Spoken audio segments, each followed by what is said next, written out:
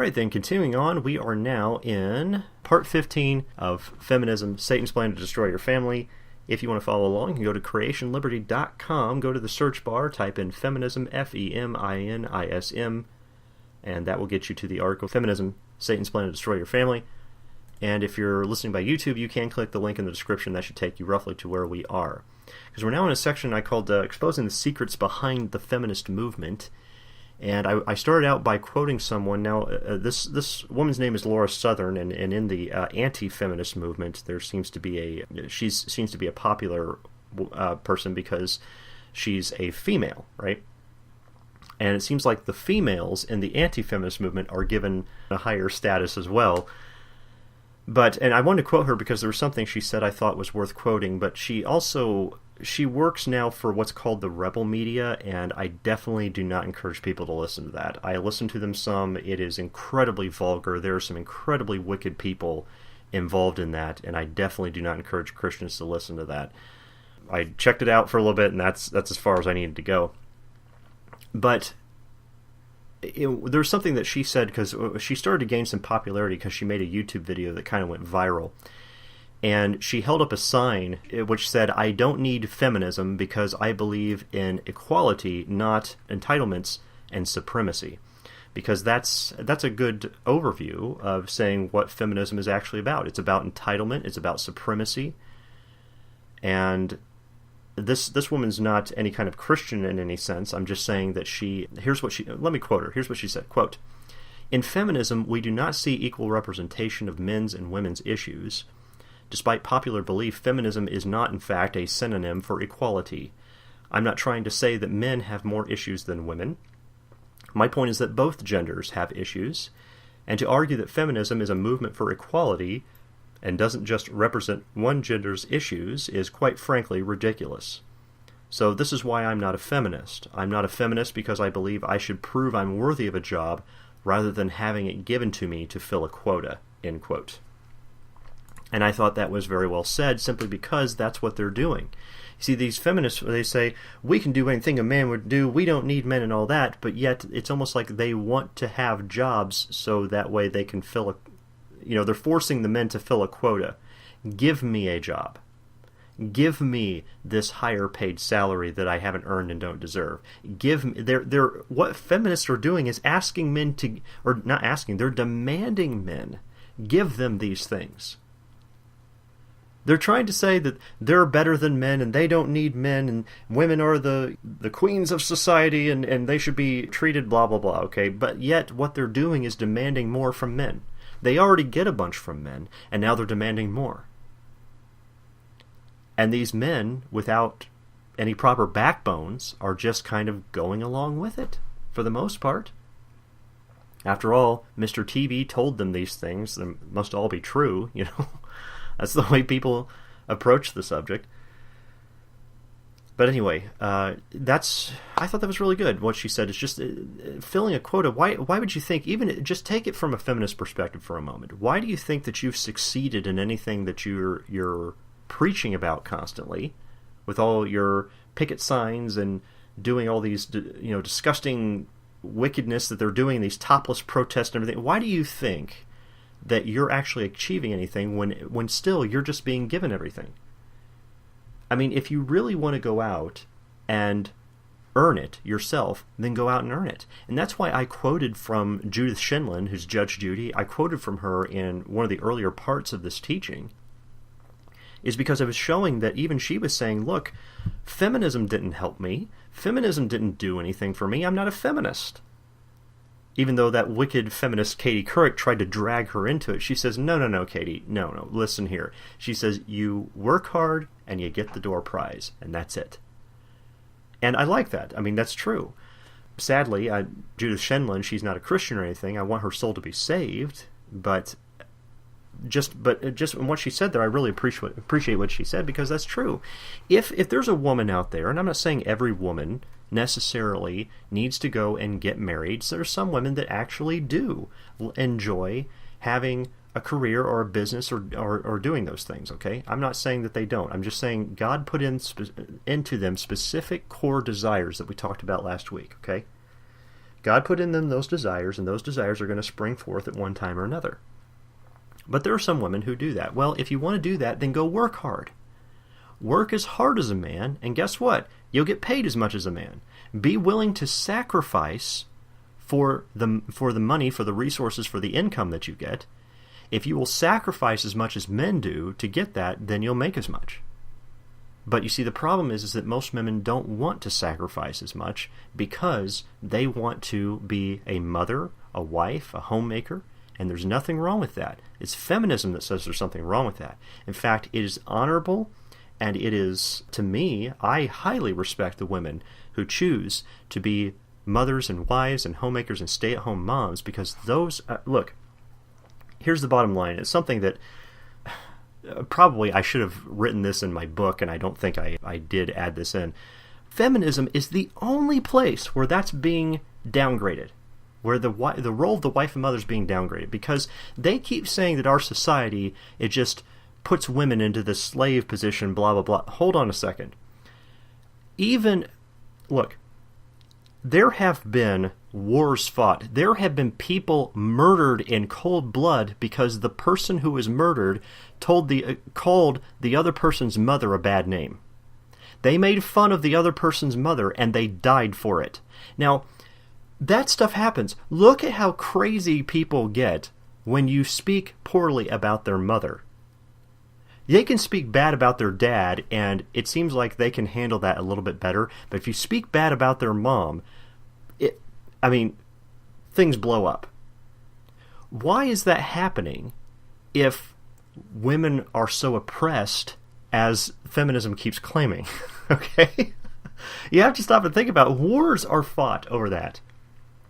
Isn't it the old story of Helen of Troy? An entire war, like thousands and thousands of people died because they fought over a woman. So we have to stop and think about these things, that what's being told to us in the media and what's actually happening in our society are two different things, okay? Even somebody who is rough and tough, somebody who you think is the toughest person in this world, maybe the leader of some really vicious, violent gang, go and make fun of his mother and see what happens to you.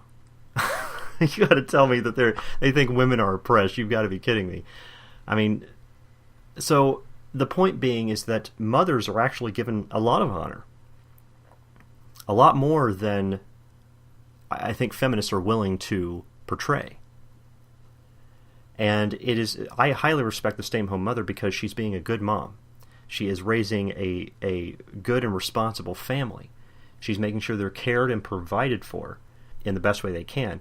It's just that the problem is that we're ignoring the father role in that, and we've discussed that we discussed that last time, and we've discussed it in other issues like our Saturday night group chats and things like that. We've discussed these kind of things. Anyway, I'm getting off topic, but let me continue on here because we're going to be exposing the secrets here behind the feminist movement. And I want to start off with a testimony from ex-feminist, ex-lesbian, and ex-atheist Bridget Bedard. And this is from a LifeSite News article that gave her story. She said, quote, "I was an atheist for as long as I could remember," recalled Bridget Bedard, a young-looking 41-year-old journalist and stay-at-home mother of 6 with cropped, tousled brown hair. I think tousled means that it's like a messy look, right? And stylish, thick-framed glasses. She was addressing a crowd of 200 participants at the Quebec Life Coalition Pro-Life Conference on May 15th in Quebec City. Miss Bedard grew up at a time when Quebec society was undergoing what historians call the Quiet Revolution, a period of time from the early 60s to the mid-70s when Quebec society shed its Christian heritage and adopted secular values. "I was born in 1968. Talk about bad luck," she joked. Bedard had a typical childhood in a non-religious household and went to the notoriously leftist Université de Québec in Montreal, where she studied literature, eventually graduating with an M.A. "I filled my mind with all the radical feminist literature. I drank it all up," she said. Well, of course, she was an atheist. Why wouldn't she drink it up? Anything that gives them like empowers them, right? Empowers the women. Anything that can give them more power, more pleasure, whatever it is, that's what they'll seek after, because atheists are materialists. So she continues and says the article continues and says, she began a series of heterosexual relationships which all ended badly. Prodded along by what I was reading, I began thinking that since all my heterosexual relationships were failures, that I might be a lesbian. Stop right there. Oh, the lack of logic in that statement. Okay, now I realize that she was an atheist and she was blinded to all this at the time. But and that's likely what the feminists were teaching her, right? Because she said she was drinking up all their teaching. To say that, well, I'm having bad relationships with men, therefore I must be a lesbian, is kind of like saying, look, I get in a lot of car accidents when I drive a car, so I should drive a motorcycle instead. That'll fix the problem. That doesn't. What it does is it's trying to blame it on something else besides your choices, right? You're making bad decisions as a driver, so going into driving a different type of vehicle is not going to solve the problem, because you're still making bad decisions as a driver. Just as when you're making bad decisions in a relationship with a man, that doesn't mean that you become a lesbian and that fixes the problem, right? It only makes it worse. Just as if you hop on a motorcycle and you get in an accident, it's only going to make it worse. We as mankind... I'm sorry? I'm sorry, I don't mean to cut you off, but I've actually met, females and women who actually believe that has fixed their relationship problems, growing up. So, I've heard it before.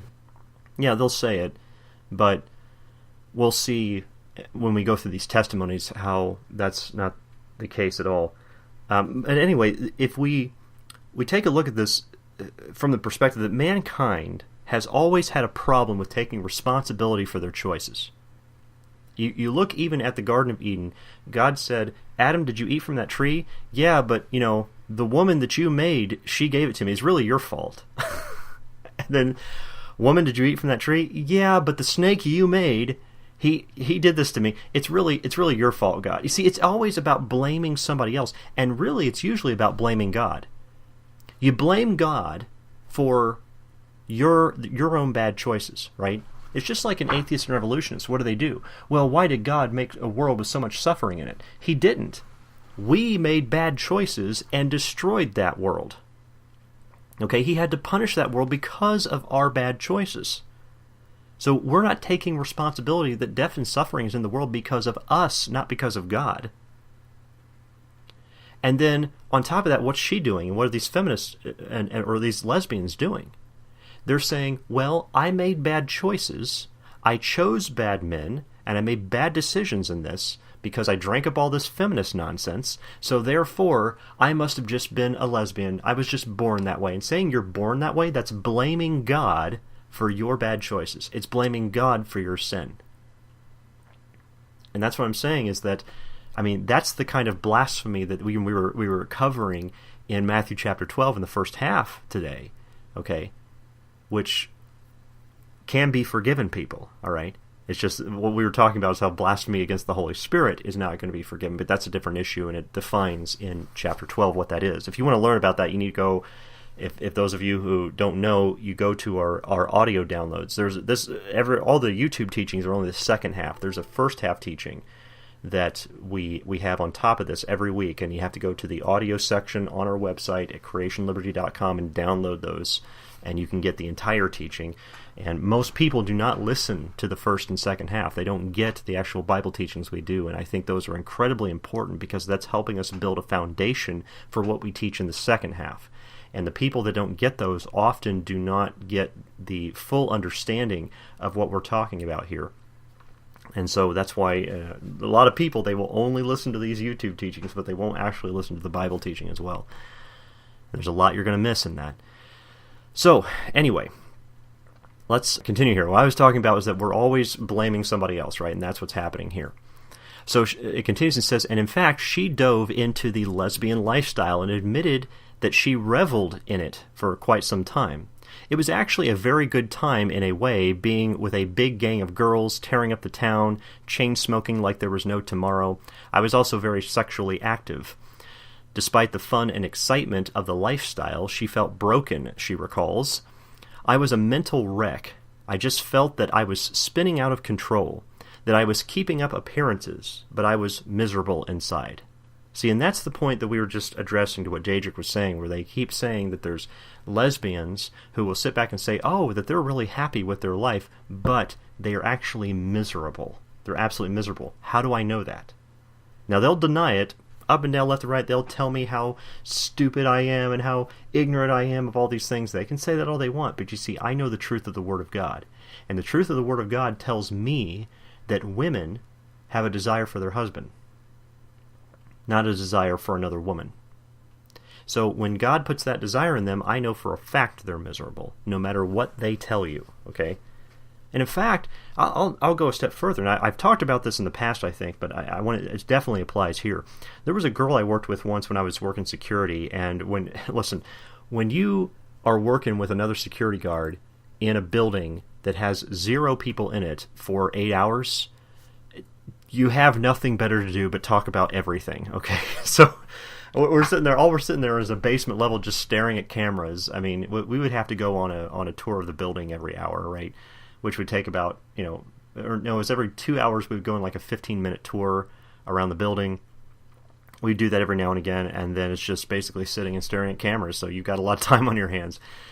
Anyway, so the thing is, I got to talking with her. Now, she is a lesbian, and we got to talking about, I wanted to know about her family life. Now, this is like the first time I'd ever actually got to sit down and talk with a lesbian before, so I thought I'd start asking her questions about her life and things that she had done and things that she was doing. And, so I said, how's your relationship with your dad? I was asking her about that. And she goes, oh, well, my dad was never around, and he was, I forget, the relationship with him was really bad. That's all I remember. Okay, I don't remember all the specific details, but I do remember her saying her relationship with her dad was bad. He was never there for her.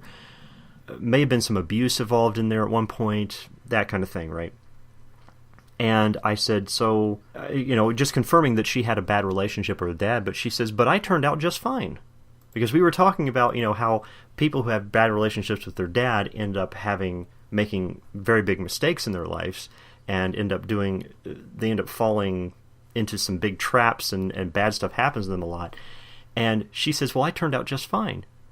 Not even realizing that she had become a lesbian because of that in the first place. She didn't turn out just fine, but she keeps claiming that she did because she eats up the same kind of feminist junk, right?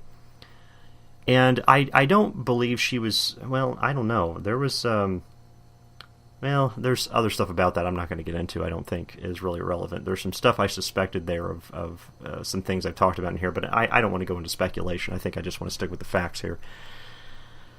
So, continuing, she said she was miserable inside. Things came to a head when, inexplicably, she broke into tears one night at 3 a.m. and began shouting in her empty apartment in a trendy district of Montreal, imploring God to take her away. Now, isn't that interesting? She had grown up and always been an atheist, and then started calling out for God. You know what that tells me?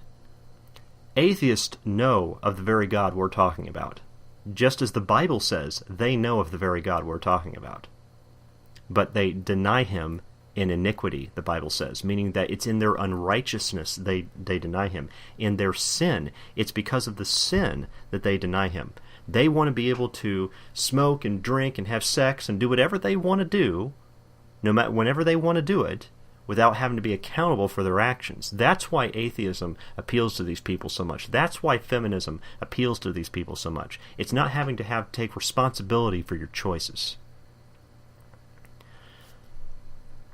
So, she's screaming at the top of her lungs in the middle of the night for God to take her away. She says, here I was, a militant feminist, lesbian, atheist, lying on my apartment floor, crying my head off, imploring God. I wasn't in my right mind, but I was desperate for help. No, it sounds to me like she was more in her right mind then than she had ever been. That's why it was finally all pouring out. She began seeking help, meandering in and out of countless 12-step programs in hopes of finding some kind of solution for her anxiety and messed up life. To make matters worse, she had just quit smoking. I was suddenly forced to face life in the raw without any protection or buffer. Then she goes on in her story to talk about how she had angry lashing out at people. She finally broke down and admitted the truth. The reason I didn't want to include all that is because there's a lot of Catholicism in this junk, okay? Like she went to some sort of monastery where they had like the vow of silence stuff, and then she would just yell at this guy that would come in to give her food and things like that. She would yell at him, she would try to attack him, she would do all this stuff, and he just kept doing that, and he wouldn't say anything to her. And just let her get it out of her system, and it took some weeks before she finally broke down and she admitted the truth. So the article continues and says, she now works as an independent journalist and happily married stay-at-home mother of 6.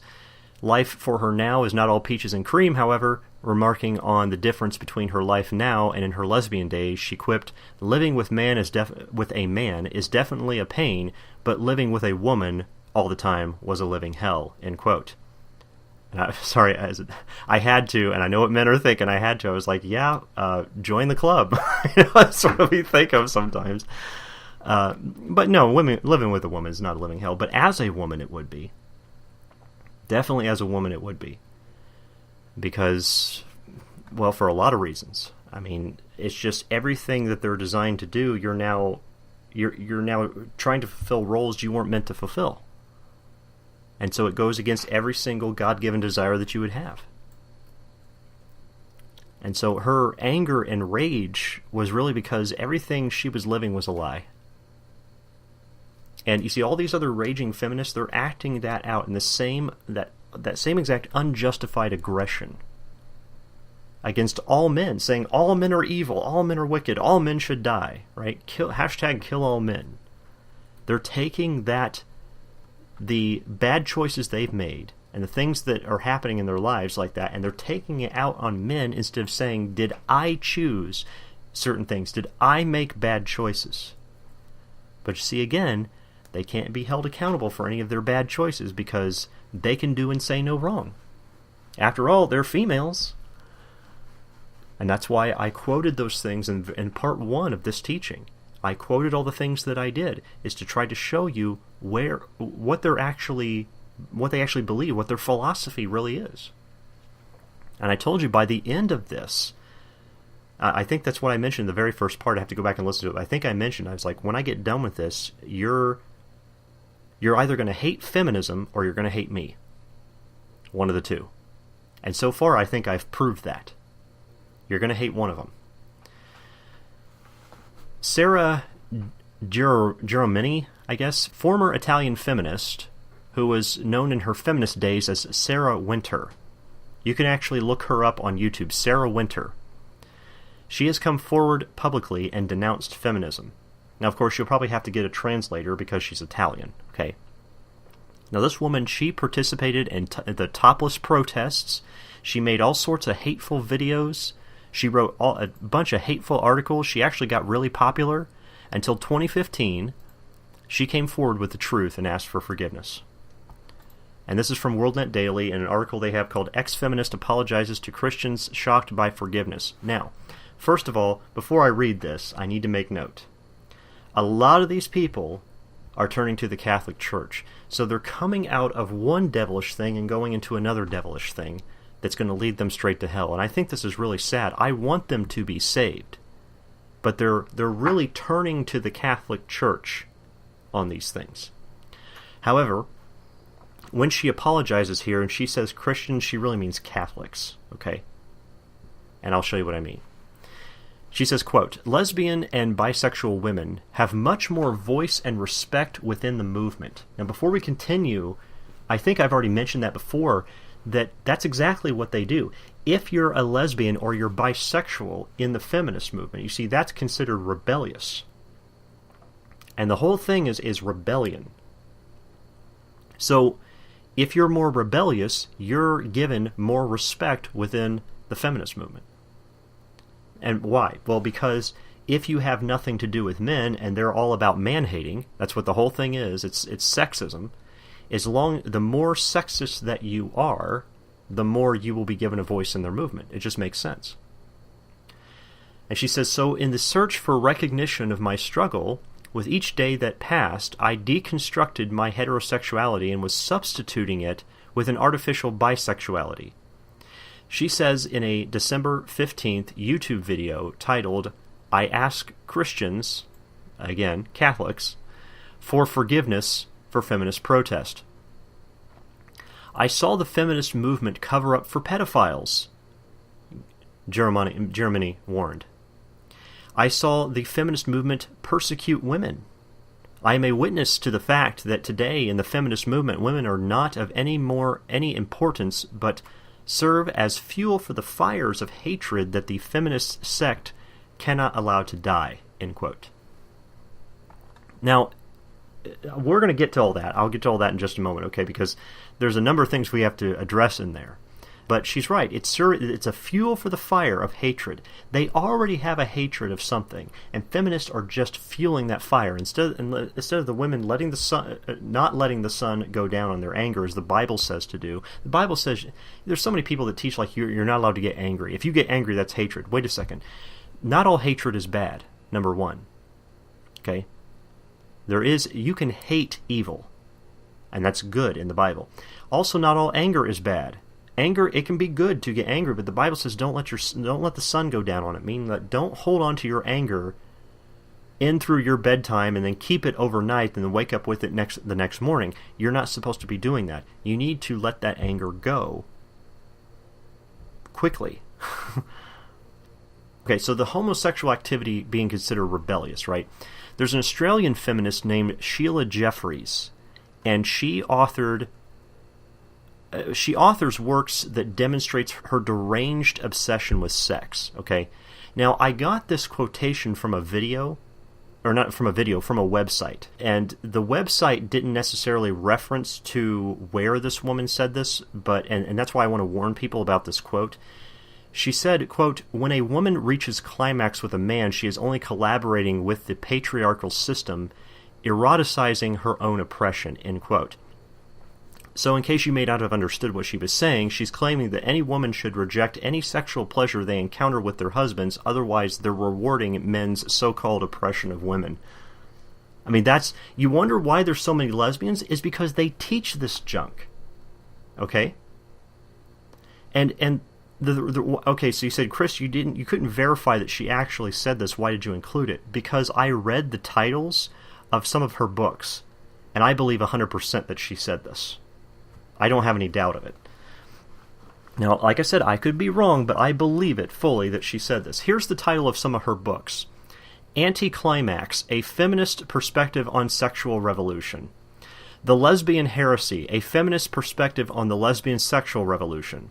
The Industrial Vagina, The Political Economy of the Global Sex Trade. This woman is obsessed with sex. I have no doubt that she said that. And the problem is that really what the quote is doing is depicting sex as just some sort of fun thing people do on a Saturday night instead of observing it as the process by which children are born.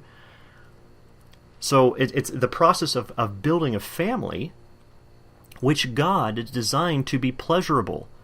If he gives us the commandment in Genesis 1:22, be fruitful and multiply, and then makes the process unpleasurable, well, that's kind of contradictory, doesn't it? He could have done that. He could have given us a commandment and said that we're just going to have to suffer through it, but he made it a pleasurable experience for our benefit. So, anyway, the feminist movement is just jam-packed full of lesbians for this very reason. Not only because they attract in the lesbians, but also that they try to develop the women in their movement into lesbians as much as possible. So, what happened, I guess I want to explain this too, what happened back in the 60s and 70s, the feminist movement could not get as much traction as they wanted to because there were so many lesbians in it.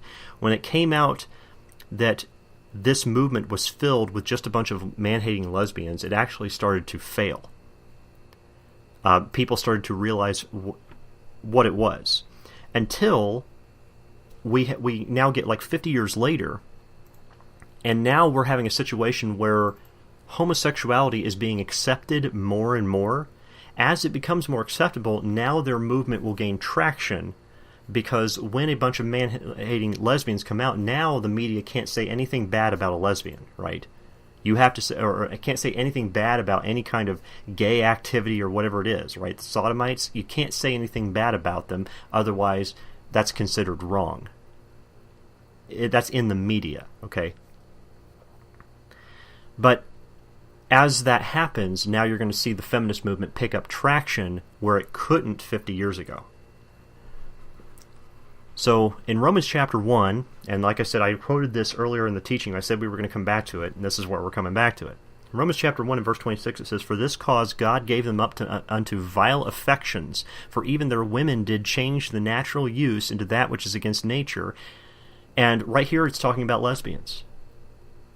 That's exactly what it's talking about, because if you continue, it says, "And likewise also the men, leaving the natural use of the woman, burned in their lust toward one another, men with men working that which is unseemly, and receiving in themselves that recompense of their error which was meet."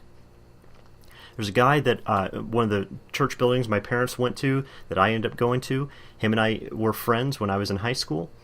And, I mean, today he won't speak to me. I found him online one time. Today he will not speak to me because of the stuff that I teach. He says, "I can't have anything to do with you, otherwise my friends will not have anything to do with me." Because now he's kind of more towards the crowd of the social justice warriors type crowd. And from the very things that I teach, he won't have anything to do with me. So the thing was, though, back then, and I don't know everything that was going on with it, but the bottom line was that we were going to this church building on a regular basis, and his sister, who was in college, came out to her parents that she was a lesbian. And so he says, we need to find something in the Bible that talks against lesbians. Because we saw the accusations of a man not lie with a man, but she says, oh, that doesn't mean a woman. Well, first of all, if a man not lie with a man, can mean man or woman depending on the issue, on the context of what it is. However, I would agree with that it's specifically aimed at men, but if you go into the New Testament, it does spell it out for women right here too. Now, back then when we were teenagers, we couldn't find it, so we had no way to actually argue against her arguments of what she was claiming, that it was totally biblical for her to do that, and we couldn't find those verses. Today I can very easily do that in Romans chapter 1, but again, that was back before I was even a born-again saved Christian anyway. All right, we were just churchgoers. And it turns out that he himself and his sister, his family, were just churchgoers as well, because now all that's fallen apart. But anyway, so I just want to make the point that this is where you can find this kind of stuff at. And so you can see where it says likewise also the men. So he says the women and the men are doing the same thing. The women are going after the women, the men going after the men, and he says they're going to receive in themselves that recompense of their error, which was meet. To explain what that means, it means that they're going to suffer the consequences of their actions. Okay? If you continue on in Romans 1, in verse 32, it says, "Who knowing the judgment of God, that they which commit such things are worthy of death, not only do the same, but have pleasure in them that do them." So what does that mean? That means they're going to surround themselves with other people who do the same wicked things they're doing. They're worthy of death, meaning that according to the law of God in the Old Testament, they would be worthy, it's punishable by execution. Okay? But they do it because now that we have the liberty in Christ, and now that we're not living, it's going out to the Gentiles. We don't live in the nation of Israel for these things. Okay, so this isn't the laws that were given to us necessarily. Like the different civil laws that were given to the Jews do not apply to what we're doing here. So because they're given this liberty, now they go off and do these things as much as they want to, and they have pleasure in them. They gather unto themselves. It's birds of a feather flock together. And that's why she says lesbian and bisexual women have much more voice and respect in the movement, okay? Because that's who they're trying to surround themselves with. And again, those women are always going to tell you to their face, oh, we're happy and we're content, but it's a lie. They will never be happy, nor will they be content until they come to repentance in a broken state. Because Proverbs 29:18 says, "He that keepeth the law, happy is he." If you want to really be happy and content, then keep the law of God.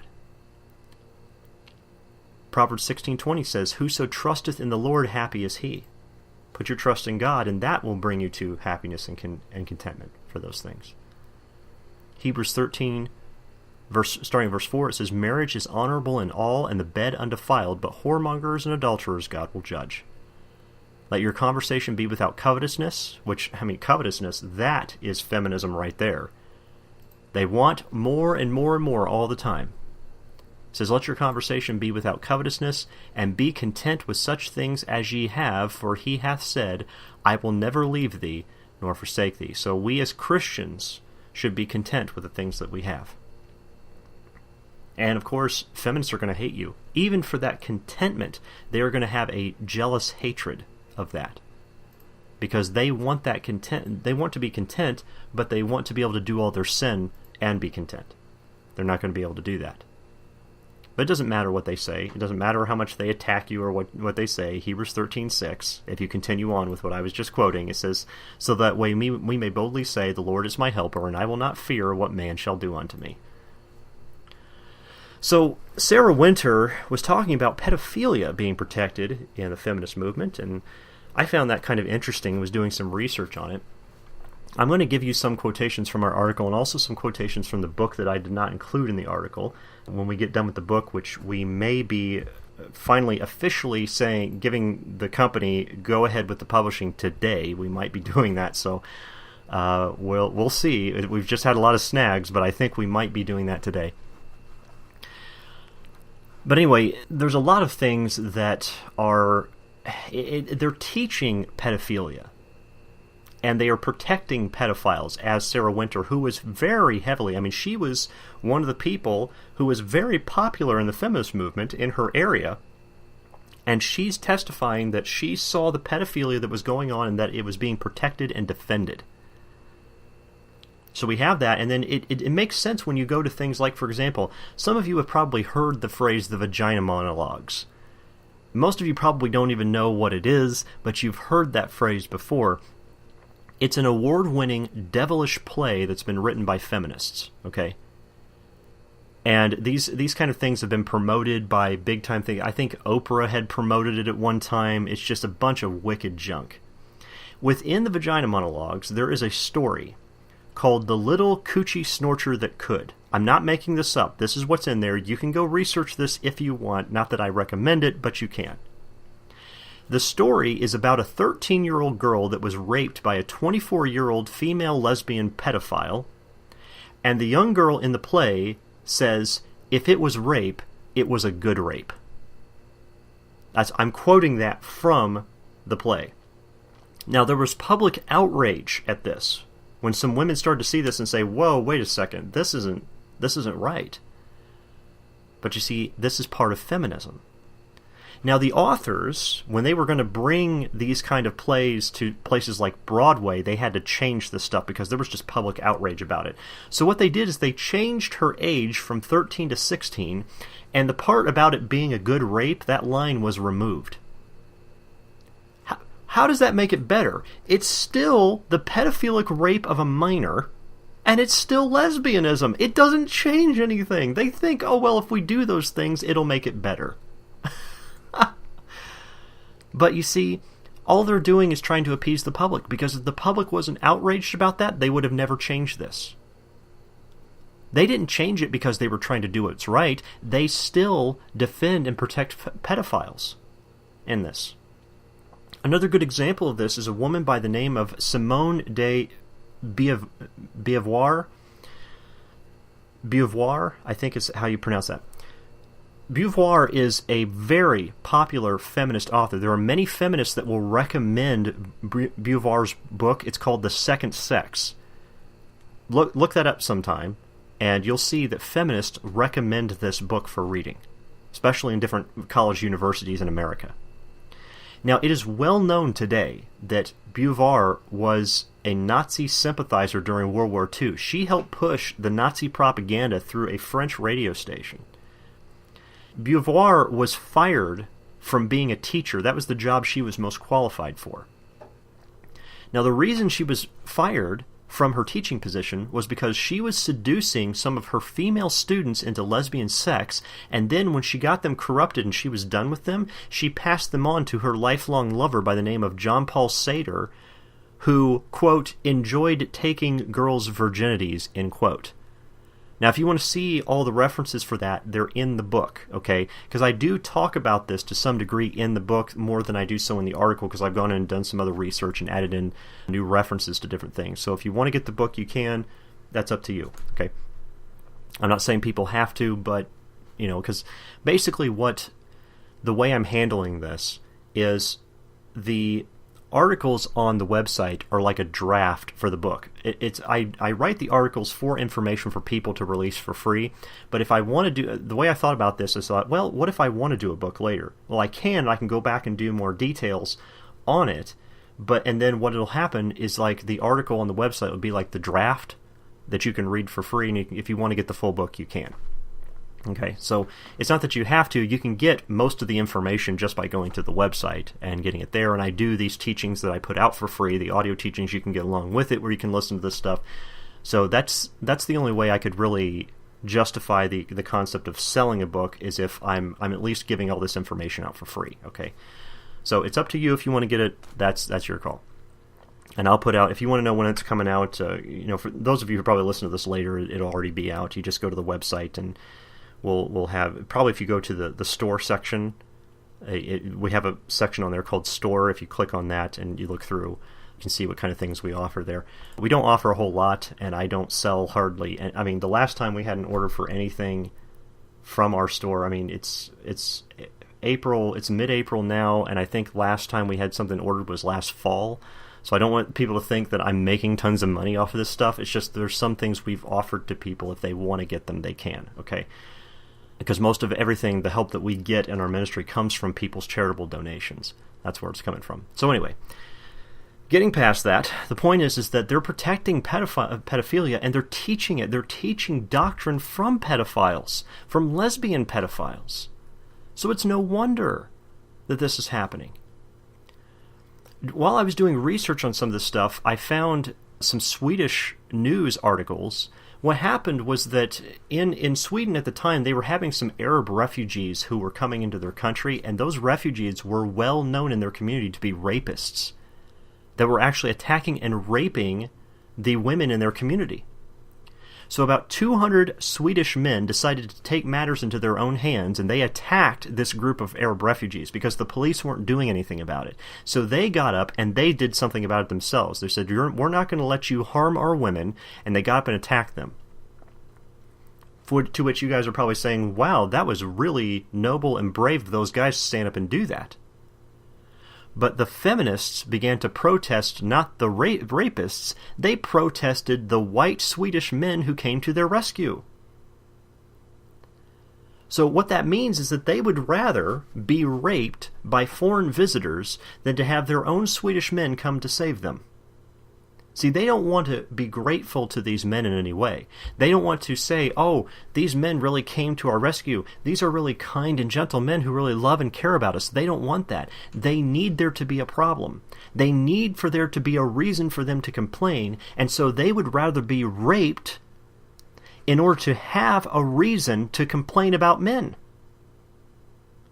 Here they have men right in front of them who are loving them, caring for them, and protecting them, and they are rejecting them so they can continue to complain.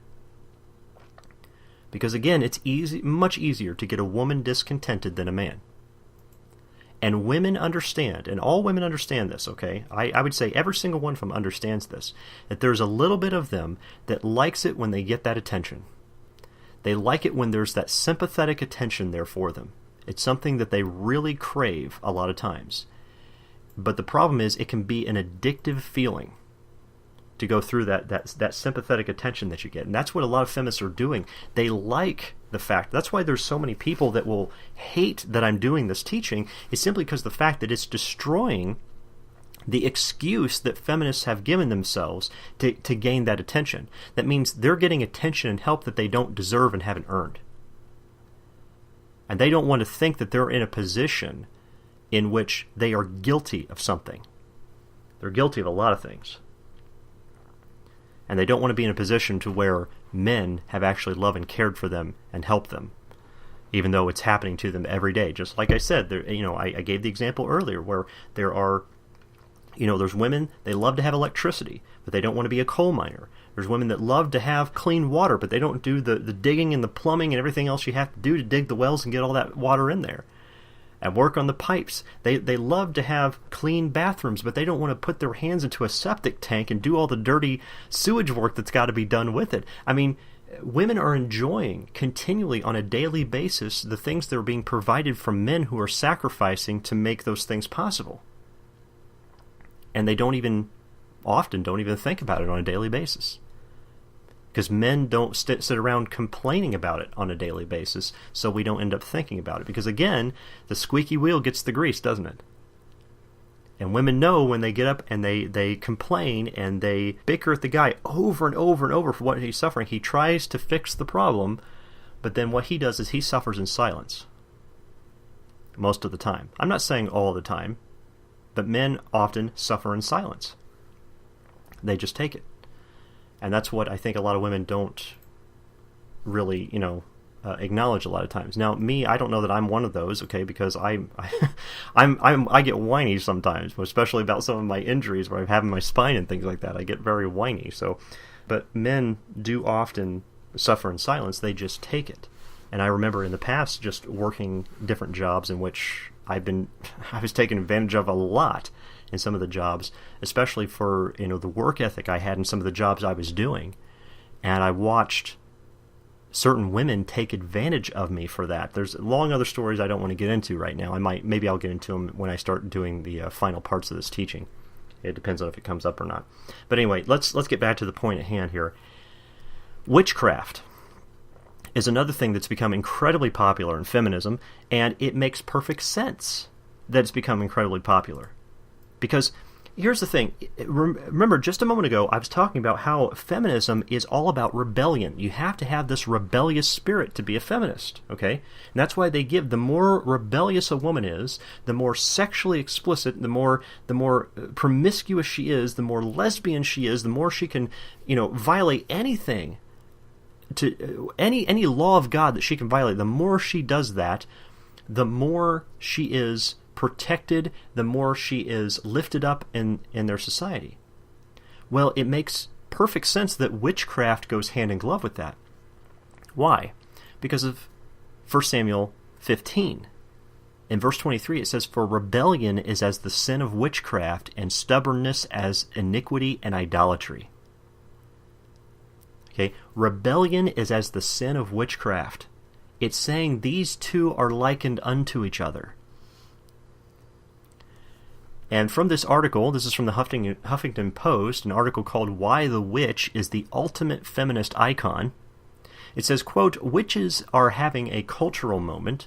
The magical woman is seeing a resurgence in pop culture and also gaining new respect as an enduring feminist symbol. Young women in particular are looking for an archetype outside the tired virgin whore binary that we're offered, and the witch can do just that." Kristen Corvett, scholar of witchcraft, said, according to Pam Grossman, a curator, writer, and teacher of magical practice and history, the witch is self-possessed and in control in a way that resonates with modern women. She explained, traditionally, female archetypes get power from other people. Think about things like the mother, the queen, the daughter.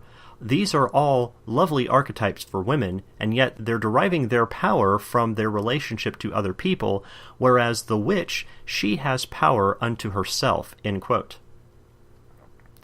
Well, first of all, there's a problem of logic here, because if a man gets the title of husband and father, he is also deriving his power from other people.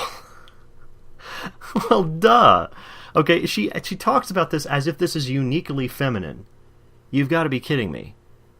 Nobody gains power from anything. Power is authority. Nobody gains authority without other people involved.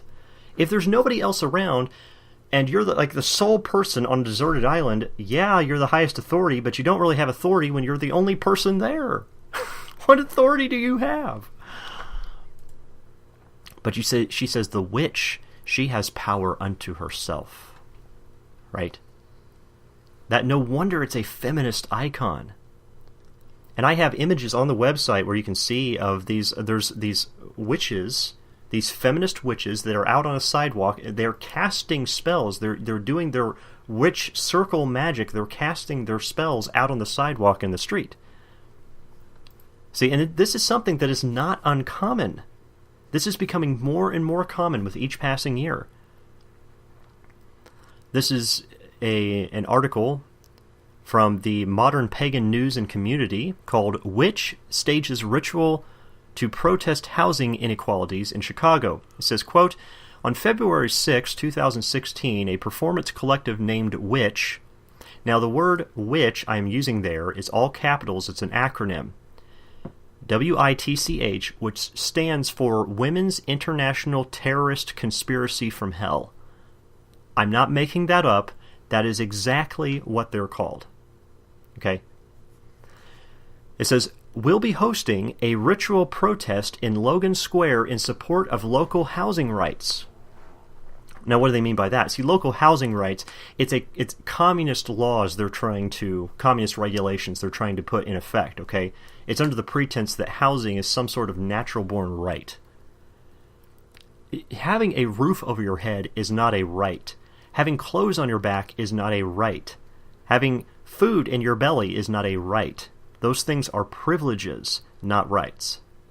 And when they call them rights, what they're doing is saying if it's a right, then all people need to make sure that they have that right. When all people have to make sure they have that right, not all people are going to pay for that, so you have to have a government to force them to pay for it. And when everybody is paying for everybody else's stuff, then why do you need to work? If I can get everything for free, I will confess openly, I'm probably not going to work if I can get everything for free. I would be willing to admit that, the same as the next person. If they're going to be honest with themselves, why, if everything is coming to you for free, why work? So what happens? Everything starts to fall apart because nobody wants to do the work, but everybody wants to get something for free, and they think the government is just a big money tree that's going to provide everything. They're not. And that's why I'm saying one of the cures for feminism, the only real cure for feminism, is going to be the Lord Jesus Christ, okay? Because feminism will keep popping up over and over. I mean, history is just doomed to repeat itself. Because Ecclesiastes chapter 1 says there is no new thing under the sun. It describes that, the rain falls into the lake, it flows down the mountain, into the oceans, goes back up, and falls as rain again. And he says this cycle just happens over and over. But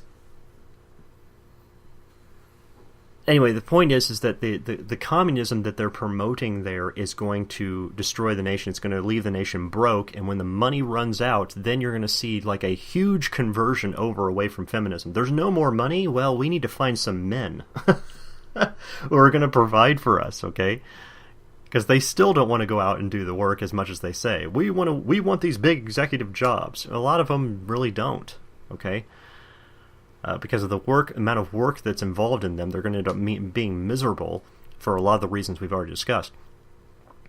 But anyway, let's continue here. It says, the organizers described the event as a hexing and protective spell action, which will include recognizable elements of witchcraft practice. This group of feminists chose to adopt the image and concept of the witch to represent female empowerment in a way that was antithetical to socially constructed traditional gender roles and that flew, pun intended, in the face of the patriarchal expectations, end quote. Okay, so it says that the witch is what they say is it's totally anti-government. It's totally anti any kind of religious government. Well, you see, the problem is they're not being specific enough. Because the concept of a witch is against a Christian-based society, okay? I'm not saying that everything about the origin of our country was Christian, okay? But a lot of the population that had come over from Europe were running away from Queen Mary, Bloody Mary, okay? They were running away from that because she was so wicked and evil, and they wanted the freedom to get out from under the Catholic Church. And so a lot of them were Christians that were moving away from Europe to get out from under that pressure, and come into a land where they can believe freely. And so from the very origins of our community, the communities that were first formed in these different colonies, the very origins of those had Christian influence, a heavy Christian influence in them, and so the rest of the country, for the remainder of the time its existence, has a heavy Christian origin influence in it. Okay? The Constitution does. I realize that a number of the Constitution drafters were Freemasons. I get that, okay? But not everybody was. As contrary to what people say, not everyone was, and there was a number of Christian influences that were involved in it, okay? But there's two sides that people claim to that when they say everyone was a Freemason or no one was. Everyone was evil or no one was. Wait a second. Do you realize that not every story works like that? Do you realize there's some people who are doing what's right and some people who are doing what's wrong in a lot of these different stories? People love to view them as black and white issues all the time. Many times when it comes with mankind, it's not a black and white issue. Now with God, there are many, the black and white issues are clear, but when it comes to mankind, there's mixes of evil and good people doing different things in different areas, okay? And so we have to get the full story, not just the parts we want to hear. So, anyway, the thing is, if you read about some of the journals that were made about some of the people who were very early they were developing the colonies, they were going and setting up communities, there was one of them that actually did try communism. Now, not communism as we know it today, the type of Marxism that we see, but communism as they tried to start a commune. That means everybody did everything for everyone and all people worked together, like they didn't have any real private property, everything belonged to everyone, and they almost starved to death. I was reading some of this out of the journal, and what it was is one old guy, one of the elders in there, says, why don't we just go back to the biblical thing about everybody drinks waters out of thine own well, thine own cistern, thine own well, have your own private property. He went back to the laws and talked about Leviticus and private property laws there, and they said, why don't we just go back to that? And so what they did, they reverted, and everybody got their own plot of land, everybody worked for themselves, and lo and behold, their economic situation not only stabilized, but they started to grow and produced more than they'd ever produced before. Isn't that amazing that if you just go with what God taught, it works? And when you try to go against it, everything gets destroyed. It's amazing that all these people are like, it's almost like they're trying these, well, we're going to try this experiment. What do you mean experiment? This has been done before. All these things they're trying and saying they're social experiments, it's already been done. Feminism has been done in other European countries. It's destroyed nations over there. So these kinds of things have happened in the past, and people think that, oh, they're creating something new. And I'm telling you, there are places you can go. Try South America. Feminists, you want a real communist nation. Okay, you want socialism and communism, because that's what you keep preaching all the time. Then move to South America and actually live in a country that's like that. And see if you can actually go around how effective your picket signs and your yowling out in the middle of the street is really going to do in a nation like that. See how much time you've actually got, between you trying to make sure you have enough food to eat on a regular basis. See how much time you actually have to do the things you're doing in America, where you are incredibly privileged. Okay? It's a challenge. The Women's International Terrorist Conspiracy from Hell witch group rallied together witches online from all over the country. See, they're famous for more than one thing here. They get these witches from all over the country to cast spells on Donald Trump. Now, I mentioned this in a Saturday night chat group we did once, and he becomes basically the scapegoat for feminism. One of the witches in Salem, Massachusetts, commented on the effort, and she said, this is from the Boston Globe, an article called "Witches Are Apparently Casting a Spell on Donald Trump," says, quote, "In general, people who are witchcraft practitioners tend to be on the more liberal side of the spectrum. It is a female-centric religious practice for women who are passionately feministic," end quote. You see how feminism and witchcraft just go hand in glove? You almost can't disconnect the two because they're so philosophically integrated. And that's why God says what he says. I mean, God is just amazing in that he can tell someone thousands of years ago what people still can't figure out today. For rebellion is as the sin of witchcraft. So where you see women and rebellious things, you're going to see witchcraft, at least at the head of it, if not following up behind it very quickly. Usually it's at the head of it. And the reason I say things like that is because there's what's called spiritual feminists, okay, in what they call the woman spirit movement or the goddess movement. They've appeared in very well-known protests to bring their witchcraft into things, okay? This is from a book. It's an international encyclopedia of women, global women's issues and knowledge, which says, quote, "The woman spirit movement has been labeled ahistorical and apolitical by materialist feminists." Okay, so what they're saying there in the opening is saying that it is feminists who may not have the spiritualist witchcraft behind them, and they're saying that woman spirit movement has been ahistorical and apolitical, meaning that it's been fighting against governments and history. Whereas the spiritualist feminists counter that religion influences politics and that creating a new religion is a political act. And I agree. I agree if the spiritual feminists do make the claim that religion influences politics and creating a new religion is a political act. I agree. That's why it's so dangerous, too. Spiritual feminists have been involved in many political protests, including those against the military at Greenhand Common, Great Britain, against the nuclear power plant in Diablo Canyon, California, and for women's reproductive choice, end quote. Oh yeah, for women's reproductive choice. I love their PR words they're using there, because women's reproductive choice is more commonly known as abortion, or more simply put, it's child murder. Okay? So they've been protesting for these things. So witches have been promoting that stuff. And that's where I got into talking about that. I do want to write an article in the future if I can find enough documented information on it. I don't know whether I'll be able to or not, because I've heard the testimonies.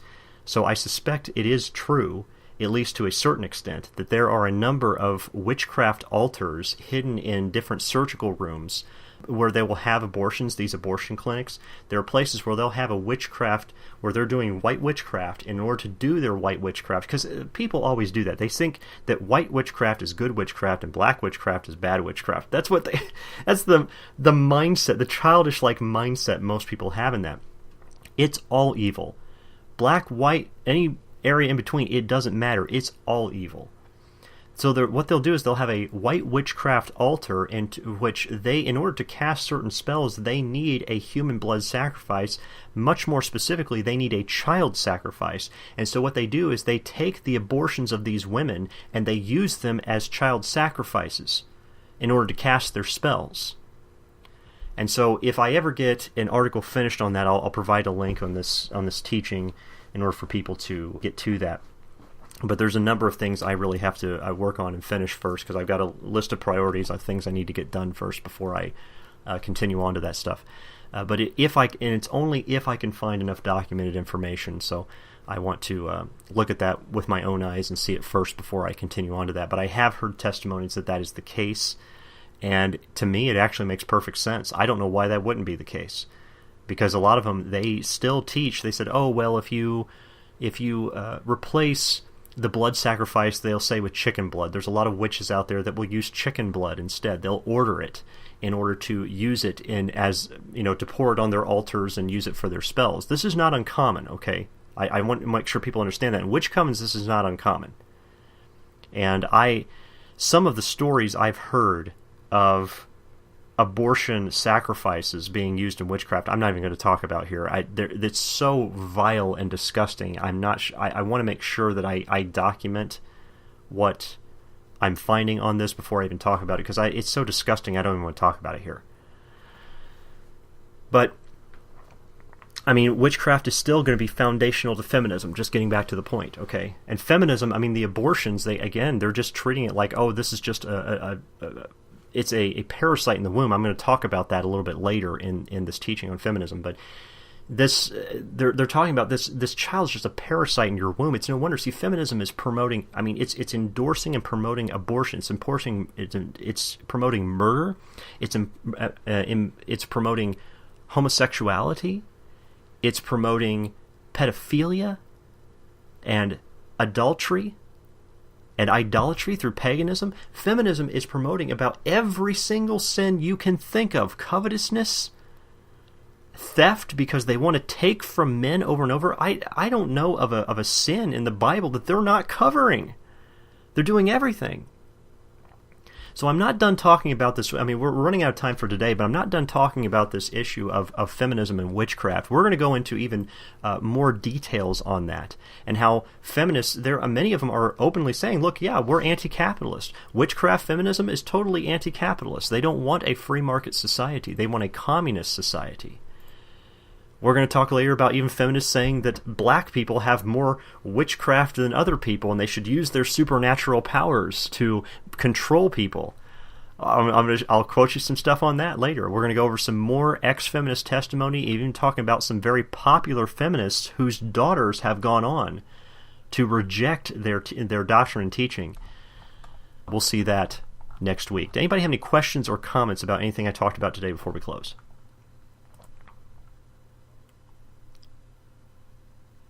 Well, thank you for joining us, everybody, this week, and may our Lord Jesus Christ bless and protect you all as you seek to study His Word and glorify Him in all that you say and do, and God willing, we will see you next week.